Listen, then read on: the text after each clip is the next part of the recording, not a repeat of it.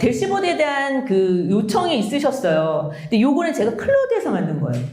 클로드도 아티팩트라는 기능이 있어요. 그래서 혹시 노트북 있으신 분들은 클로드로 바로 들어가시면은, 엑셀 파일을 하나 올리시고, 갖고 계신 엑셀 파일이 있다고 하면 그거를 이제 올리시고, 이 데이터에 대한 대시보드 만들어줘. 아주 간단하게. 물론 보고자 하는 관점이 좀 더 디테일하게 들어가야겠지만, 일단은 뭐, 대시보드 만들어줘 하시게 되면, 얘가 이렇게 대시보드를 만들어줍니다. 요 오른쪽 요 영역이 아티팩트라는 영역이거든요. 클로드에. 근데 요거는 클로드에서 만든 거고, 이거는 인터랙티브라고 해가지고, 이게 원래 어떤 내용의 데이터였냐면, 물류업체에서 6주의 그 물류 데이터예요. 어디로 발송이 됐는지, 클레임이 몇 건이 있었는지, 뭐 출고권은 몇 건인지 그런 데이터를 쭉 있었거든요. 근데 여기 상단에 보시면은 주차, 그리고 담당자별, 권역별로 클릭하게 되면 이 데이터가 계속 바뀌어요. 이런, 그렇게 반응형 대시보드라고 해가지고 그냥 한 줄로 바로 만들어줍니다. 그리고 뒤에 있는 거는, 요거는 챗GPT에서 만든 대시보드예요. 챗GPT도 요즘에 예전에는 만들면 코드 짜줘 하고서 HTML로 가가지고 따로 실행을 시켰는데 최근에 그 사이트라는 기능이 추가가 됐어요. 지난주부터. 그래서 골뱅이 사이트하고, 근데 이건 유료 기능입니다. 그래서 골뱅이 사이트하고 데이터를 주고 나서 그 데이터 대시보드를 만들어서 하게 되면 이렇게 HTML로 확 나와요. 그래서 메타 프롬프팅이라는 게 있어요. 자, 프롬프트를 누가 가장 잘 쓸까요? 누가 프롬프트를 가장 잘 만들었을까요? 사람이요? AI가 가장 잘 만들지 않을까요? 그래서 예전에는 뭘 만들어줘, 뭐 작성해줘, 아니면 뭐뭐에 대해서 알려줘, 아니면 무슨 주간보고 작성해줘, 회의록 작성해줘, 이렇게 얘기를 했다고 한다면 이 메타 프롬프팅은 뭐냐면요, 얘한테, AI한테 프롬프트를 만들어 달라고 하는 거예요. 자, 어떻게 하냐면 요게 밑에 납품 지연에 대해 거래처에 보낸 사과 메일 작성해줘. 요게 이제 내가 쓴 한 줄이에요. 그런데 좀 뭔가 밋밋하고 조금 더 잘 써야 될 것 같은데, 프롬프트 잘 써야지 답변이 좋아진다고 하니까 조금 더 잘 써야 될 것 같은데? 라는 생각이 들었을 때, 요렇게 위에다가 한 줄 더 보태시는 거예요. 내가 작성한 다음 한 줄 프롬프트를 네가 더 명확하고 구체적인 업무용 프롬프트로 개선해줘. 라고 하는 거예요. 뭐, 요것도 좀 어려울 것 같으면, 다음 프롬프트를 더 개선해줘. 라고 하시는 거예요. 그럼 얘는 프롬프트를 만들어줍니다. 결과를 주는 게 아니라 프롬프트를 만들어주죠. 그리고 AI가 더 잘 써요. 실제로 구글에서 사람이 진짜 깎고 깎아서 만든 그런 프롬프트와 목적은 같겠죠? AI가 만든 프롬프트를 가지고 결과를 비교해 봤을 때 AI가 만든 프롬프트를 실행을 한 게 훨씬 더 결과가 좋게 나왔다고 합니다. 그래서 요런 걸 이제 직접적으로 요청하는 게 아니라 프롬프트를 설계해 달라고 AI한테 요청하는 걸 갖다가 이제 메타 프롬프팅이라고 하죠.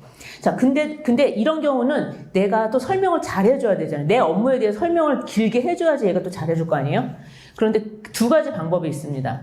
아까처럼 내가 쓴 한 줄 프롬프트를 던져주고 이 프롬프트를 개선해줘 또 있지만, 두 번째는 맥락을, 내 업무를 많이 설명해줘야 된다고 말씀을 드렸잖아요. 그럴 때는 너는 최고의 프롬프트 설계 전문가고 나의 목표는 이거야.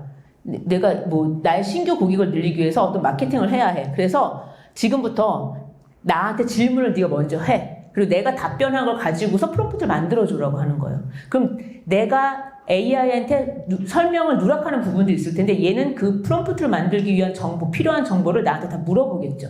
그럼 내가 대답해주면, 내 업무에 대해서 대답을 해주면 가장 최적화된 프롬프트를 얘가 만들어주는 거예요. 그러니까 아까도 제가 만들었던, 여러분한테 드렸던 그 프롬프트가 제가 만든 게 당연히 아니겠죠? 이렇게 어떤 업무에서 이 보고서를 만들 건데 최적화된 프롬프트를 네가 만들어줘 해서 나온 것들인 거죠. 그래서 프롬프트를 내가 쓰는 게 아니라 AI한테 쓰도록 하는 것, 요것만 하나 기억하셔도 업무가 훨씬 더 빨라지실 겁니다. 메타 프롬프팅. 프롬프트는 내가 쓰는 게 아니라 AI가 만들어주는 거다. 그런데 내가 정보는 제공해야 하니 네가 나한테 먼저 질문해. 그럼 그 질문을 가지고 프롬프트 만들어줘. 요것만 기억하시면 돼요. 자, 요즘에 또 AI 에이전트라는 말 많이 들어보셨죠? 에이전트.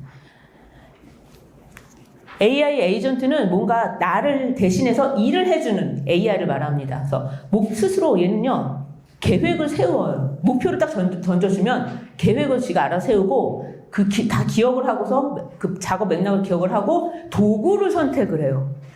예전에는 어떤 도구를 써 연결을 다 시켜줘야 됐거든요. 그런데 지금은 요건 아마 교재에 없을 거예요. 추가된 내용이라서 조금 난이도를 보여서 좀 추가된 내용이라서 왜냐면 최근에는 그 기업 교육에 보면 다 에이전트 관련된 그런 그러니까 기초교육은 이제 웬만큼 다 아시는다는 전제하에 업무를 에이전트로 구현해달라. 바이브 코딩으로 만들게 해달라. 이런 교육들이 많아서 약간 심화된 내용으로 좀 추가를 좀 해봤습니다. 그래서 스스로 계획을 세우고 도구를 직접 선택을 해서 쓰는 거예요. 내가 권한을 주게 되면. 그래서 이거를 계속 또 반복하면서 결과 확인하고 수정도 스스로 하고 나는 목표만 던져주면 되는 거죠. 이걸 갖다가 에이전트라고 합니다. 예전에 우리가 이제까지 썼던 그 AI들, 일반 LLM이라고 하는 얘네들 챗봇은 자, 회의록을 요약해줘 하면 얘가 답변 딱 만들어주고 한 번 답변으로 끝나는 거고 기껏해야 반복적으로 사용할 수 있게끔 그렇더라도 내가 뭔가 메모를 던져줘야 되잖아요. 근데 AI 에이전트는 계속해서 회의를 했으면 그 이후에 후속 업무를 얘가 메일도 보내주고 요약도 해주고 뭐 캘린더 일정도 추가해주고 이런 거 다 알아서 해준다라는 거예요. 대신 이제 여기다가 이제 승인 기준이라든가 권한을 줘야 된다라는 걸 말씀을 드리고요. 챗GPT에 아까 상단에 그 챗과 워크로 나눠져 있잖아요. 그 워크가 할 수 있는 일들이 이런 거예요. 매출, 생산, 재고 파일을 자동으로 통합한다거나 단가표 기반의 문서를 스스로 견적서를 만들어요. 엑셀 파일을 건드려가지고. 영수증 이미지를 넣어놓으면 그 폴더에서 영수증 이미지를 다 읽어가지고 그걸 갖다가 엑셀 파일로 정산 파일을 만들어주고. 요런 것도 가능합니다. 실질적으로.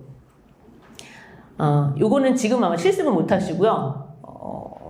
예, 유료 사용자만 가능하신데 PC에서 가능하기 때문에 보실게요. 그래서